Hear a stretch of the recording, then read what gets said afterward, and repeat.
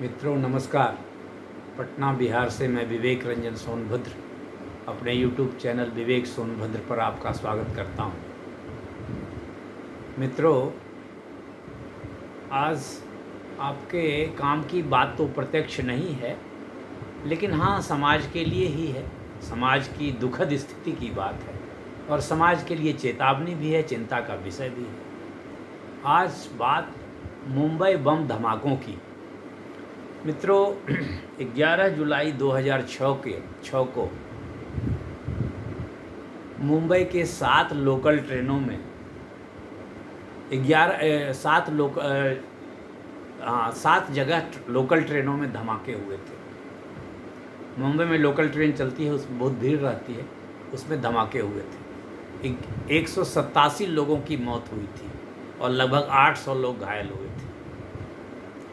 पूरा देश सन्न रह गया था। इतना बड़ा धमाका, यह स्वाभाविक रूप से यह आतंकवादी धमाका था। आतंक पैदा करने के लिए ये धमाके किए गए थे और भारत को डराने के लिए, धमकाने के लिए हमले किए गए थे। अब इसको किसने किया वह तो पहेली ही रह गई। तो इसमें मुंबई पुलिस के जो आतंकवाद विरोधी दस्ता होता है, ATS, एंटी टेररिस्ट स्क्वाड या सेल जो भी हो, उसने जांच की थी और 2015 में, मतलब लगभग 8 वर्षों के बाद 12 आरोपियों में से 5 को मृत्युदंड और 7 को आजीवन कारावास की सजा सुनाई गई थी। तो मामला मुंबई उच्च न्यायालय में लंबित था। स्वाभाविक है, लोगों ने अपील करा होगा। तो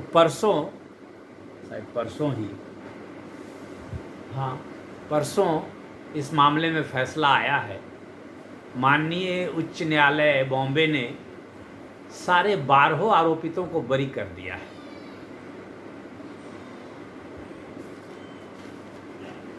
माननीय न्यायालय ने कहा कि अभियोजन पक्ष, माने प्रोसिक्यूशन, जो पुलिस है, सरकार जो है जिसने केस किया, अभियोजन पक्ष दोष साबित करने में पूरी तरह विफल रहा।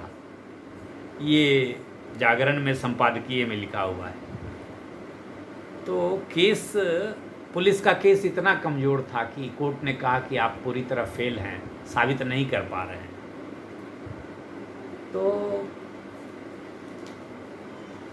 तो यह बड़े दुख की बात है कि इतना बड़ा धमाका हुआ, 7 धमाके हुए, पूरे मुंबई को हिला दिया। 187 लोग मारे गए, 800 लोग घायल हुए और कोई दोषी नहीं।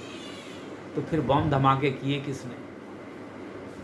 अब इससे क्या निष्कर्ष निकाला जाए? या तो पुलिस ने सही लोगों को पकड़ा नहीं, या सही लोगों को पकड़ा तो सही गवाही नहीं हुई, या क्या हुआ भगवान मालिक।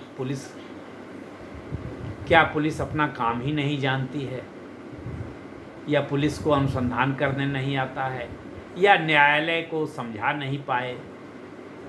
खैर, महाराष्ट्र के मुख्यमंत्री श्री देवेंद्र फडणवीस जी हैं, उन्होंने कहा है कि यह फैसला चौंकाने वाला है और सर्वोच्च न्यायालय में अपील होगी।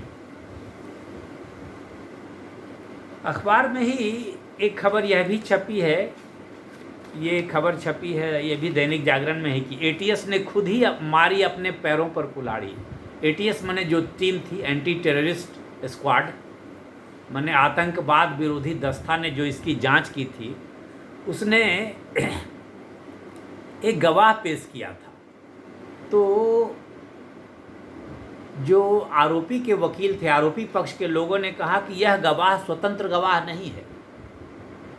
अच्छा, इसके पहले ये जरूर बता दूं कि ये सभी लोगों ने अपना जुर्म कबूल किया था। तो कोर्ट ने कहा कि जुर्म तो पुलिस के पास तो सब लोग जुर्म कबूल ही कर लेते हैं, यह तो सर्वविदित है। लेकिन इकबालिया बयान को अदालतें सबूत नहीं मानती है। कोर्ट ने कहा, पीठ ने अपने 671 पृष्ठों के फैसले में सभी अभियुक्तों के इकबालिया बयानों को अस्वीकार किया। अस्वीकार्य घोषित करते हुए कहा कि अभियुक्तों ने सफलतापूर्वक यह स्थापित किया है कि ये इकबालिया बयान दिलवाने के लिए उन्हें यातना दी गई। कोर्ट ने कहा कि इकबालिया बयान तो टॉर्चर करके लिया जाता है। हम लोग भी सुनते हैं कि पुलिस 3rd डिग्री ट्रीटमेंट करके, मारपीट करके, जो भी हो वो टॉर्चर करके, तो टॉर्चर करने पर कोई भी आदमी जुर्म हो सकता है, लोग जुर्म कबूल कर ले। मुझे भी कुछ कहा जाएगा, मारपीट की जाएगी तो मान लेंगे, हाथ जोड़ लेंगे कि हाँ हमने किया है। तो ये हालत है। और हाईकोर्ट ने कहा यह सर्वविदित है, मैंने पूरी दुनिया इसको जानती है कि अधिकांश मामलों में पुलिस अवैध और अनुचित तरीकों से, जिसमें यातना भी शामिल है, जबरन अपराध स्वीकार करवा लेती है। तो कोर्ट ने, माननीय न्यायालय ने इकबालिया बयान को दरकिनार कर दिया। बोले इकबालिया बयान सबूत नहीं होता है, इसके अतिरिक्त और सबूत चाहिए। तो उसमें एक गवाह इन लोगों ने पेश किया था, पुलिस ने। उस गवाह को बारे में बचाव पक्ष, माने आरोपी के वकीलों ने सवाल उठाया। अदालत से कहा कि यह पुलिस का तय गवाह है, माने फिक्स्ड विटनेस है, ये बराबर विटनेस में रहता है, इसे स्वतंत्र नहीं माना जा सकता है। उसमें यह भी बताया गया अभियोजन पक्ष की ओर से इस मामले में पेश गवाह संख्या 74 ऐसा ही एक व्यक्ति था जो पुलिस के लिए 4 अन्य मामलों में भी पेश हो चुका था। माने पुलिस, यह गवाह जो है इस केस का, वह पुलिस के लिए 4 अन्य मामलों में भी गवाही दे चुका था। इसका मतलब फिक्स्ड गवाह था कि चलो कोई भी मुकदमा हो इसको गवाह बना दो। तो ये हालत हुई केस की।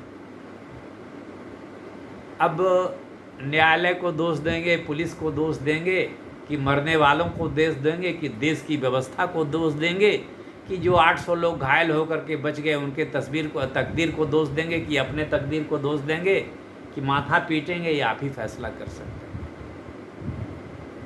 इतने संवेदनशील, इतने आक्रामक, इतने आतंकवादी घटना पर किसी को सजा नहीं हुई, तो क्या हमारा देश ऐसे ही कटते मरते रहेगा? यह प्रश्न है मित्रों। पुलिस क्या करेगी भगवान मालिक, इससे तो पुलिस के कार्यप्रणाली पर ही संदेह होता है कि पुलिस ने किसी गलत आदमी को उठा लिया। पुलिस को भी सच बोलने की ज़रूरत है। अगर उसे सही आदमी, सही अपराधी ना मिले तो बोल दे कि नहीं, अपराधी नहीं पकड़ा जा पा रहा है। मार पीट करके, टॉर्चर करके, इकबालिया बयान लेकर के खाना पूर्ति करने से कोई फ़ायदा नहीं है। व्यवस्था में केवल अराजकता फैलती है। तो ये मामला था मित्रों। मुझे तो व्यक्तिगत दुख है इस व्यवस्था के लिए कि हमारी प्रशासनिक व्यवस्था कितनी कमज़ोर है कि आतंकवादियों को भी सज़ा नहीं दिलवा पाती है। और वो भी मुंबई जैसे लोकल ट्रेन में जो धमाके हुए और 800 लोग घायल हुए, क्या उन घायलों ने किसी को नहीं, घायलों में कोई गवाह नहीं मिला या पता नहीं क्या हुआ? तो ये फिक्स्ड गवाह हो गया। सिनेमा वाला एक सिनेमा था जिसमें प्राण भी गवाही देते थे, गोलू गवाह, AWD उनका नाम होता था, हर केस में वो गवाही देते थे।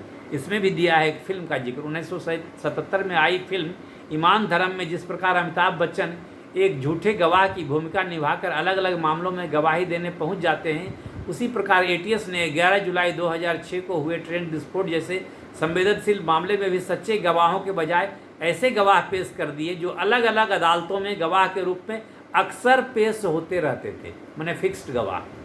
खैर, तो आरोपी तो बरी हो गए। अब आप अपने प्रशासनिक व्यवस्था पर रोइए, हंसिए, मजाक करिए, जो भी करना है करिए। उस प्रशासनिक व्यवस्था में हम भी हैं। हम भी कहीं सरकारी नौकरी करते थे। हमारा भी भाई भतीजा, आपका भी भाई भतीजा कोई पुलिस में होगा, कोई सरकारी नौकरी में होगा। एक चीज़ और है मित्रों कि 2006 में घटना हुई, 2015 में निचली अदालत ने सज़ा दी।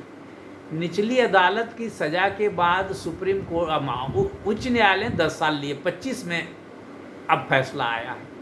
ठीक है, निचली अदालत में तो गवाही देना, कोर्ट डायरी, ये डायरी, वो डायरी, सब कुछ देखा जाता है, क्या देखा जाता है। लेकिन ऊंची अदालतों में, उच्च अदालत में इतनी देरी जो लग रही है, इस पर भी कुछ सोचने की ज़रूरत है। यह मामला अधिक से अधिक उच्च न्यायालय में 2-3 साल में फैसला हो जाना चाहिए था, लेकिन कहाँ से होगा फैसला मित्रों? मेरा 2.5 साल में तो उपभोक्ता आयोग में अभी तक शिकायत नहीं फैसला हुआ है, और 3 साल से रेरा में मेरा केस चल रहा है, घूम रहा है। तो माननीय उच्च न्यायालय में कैसे फैसला होगा इतना जल्दी। तो अपनी व्यवस्था पर देखिए, सोचिए, विचार कीजिए। देश आपका है, समाज आपका है, हम भी आपके ही हैं, आप भी मेरे ही हैं। तो स्थिति दुखद है, आतंकवादी घटना में बच जा रहे हैं। ऐसे भी कई घटनाओं में लोग बच ही जाते हैं। अभी कुछ दिनों पहले पटना में इंडिगो के एक मैनेजर रुपेश की हत्या हुई थी। पुलिस ने बहुत सीसीटीवी फुटेज खंगाले, कई आरोपियों को पकड़ा, सब कुछ किया, चार्जशीट किया। निचली अदालत से ही सारे आरोपी छूट गए। अभी कुछ दिनों पहले, 4-5 साल पहले या 3-4 साल पहले गया में एक छात्र की हत्या हो गई थी रोड रेज में, साइड नहीं देने पर। आरोपी को निचली अदालत से आजीवन कारावास मिली, उच्च न्यायालय में वो आरोपी बरी हो गए। उस मृत छात्र का नाम आदित्य सचदेवा था। तो पुलिस कैसे काम करती है भगवान मालिक। तो मित्रों, राम राम, धन्यवाद, नमस्कार। आप अपनी राय दीजिए, मैं भी थोड़ा समझूं कि क्या देश में चल रहा है, क्या होना चाहिए, आपके साथ क्या हो रहा है। धन्यवाद।